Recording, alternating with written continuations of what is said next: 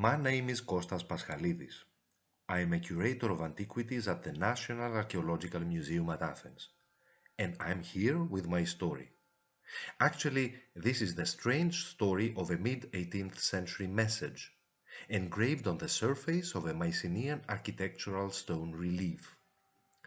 The story takes us back to Mycenae, at the time of the Ottoman period, and it involves a Greek priest, a local chapel, and the Christian community of the local village then called Harvati, a common Turkish Albanian toponym. But let's take the story from the beginning. The Tholos tomb of Atreus, or the Treasury of Atreus, is together with the Lion Gate, the most famous monument of the mythical city of the Atrids. Both the monuments were visible throughout the centuries.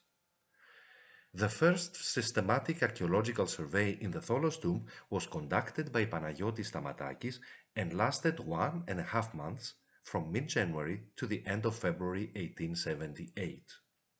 Stamatakis documented the research activities in a detailed journal, which was kept ever after at the National Archaeological Museum and is now studied for the first time. The facade of the treasury was once decorated elaborately with architectural reliefs in Rosso Antico and greenish limestone. Stamatakis collected and sent to Athens more than 200 decorated stone fragments. Some of the stone fragments of the facade of the monument were not found in the excavated deposits as was expected, but in private dwellings in Harvati and a derelict chapel in the vicinity where they had been set into their walls serving a decorative purpose.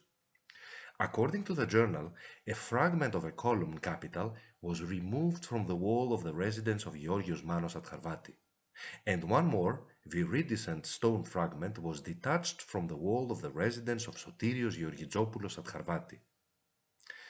For all the aforementioned finds, Stamatakis repeatedly expressed the same hypothesis, that these fragments were collected by the villagers either from those found scattered outside the tomb, or from the chapel of St. George outside the village, where another 4 fragments were found. The suspicion of the excavator was based on the exquisite find catalogue number 1481 of the National Museum, now found embedded into a wall of the small St. George Church, a chapel which is located a few hundred meters away from the Treasury of Atreus. The fragment is a large block of stone that belongs to the epistyle of the monument. Its decoration is dominated by 2 half-rosettes facing each other with supplementary parallel curves and an intact triglyph. In 6 petals of the left rosette, incised graffiti are preserved with the first names in lowercase letters and supplementary star-shaped motifs on the edge. The names have been incised in the following order: Eleni, Maria, Anastas, Marigo, Adriano, Panagiotti. In the central petal of the adjacent half rosette lies the inscription Papan.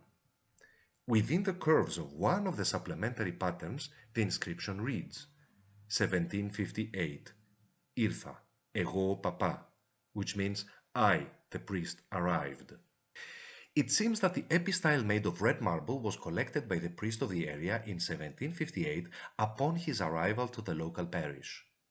The graffito Papan may be an abbreviation of his name, Papanikolas or Papandreas.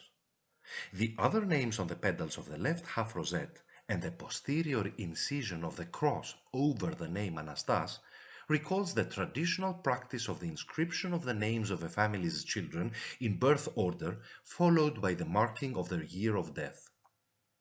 The epistyle was found and reported by William Gell and Edward Dodwell on their visits to Mycenae in 1805.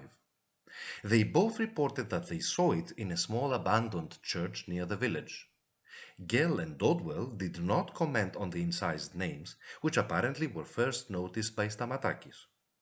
Therefore, the Greek archaeologists assumed that most likely the priest of Harvati collected in the mid-18th century fragments from the stone decoration of the treasury and safeguarded them in the small church of St. George, after the abandonment of which 2 smaller ones were set into the walls of private residences in the village. The unearthing of at least 6 stone fragments from the Treasury of Atreus and their transportation in a derelict chapel and 2 dwellings of the Christian population of Harvati denote some kind of concern and interest in the rescue, familiarization and valorization of the antiquities on behalf of the Greeks in the region during the Ottoman occupation. It seems that the Christian Greeks of the region felt that these ancient fragments were a kind of ancient property of their own that should be rescued and demonstrated in the walls of their houses or kept safe in collections under the roof of a local church. In the case of the elaborate epistyle from Antico Rosso, the priest used it as a screen upon which he decided to commemorate the names of his family members together with his arrival and his humble presence there as somebody who cared. Moreover, the small collection of antiquities, this improvised museum in the chapel, was shown by the locals to the foreign travelers only a few years before the Greek War of Independence that was soon to come.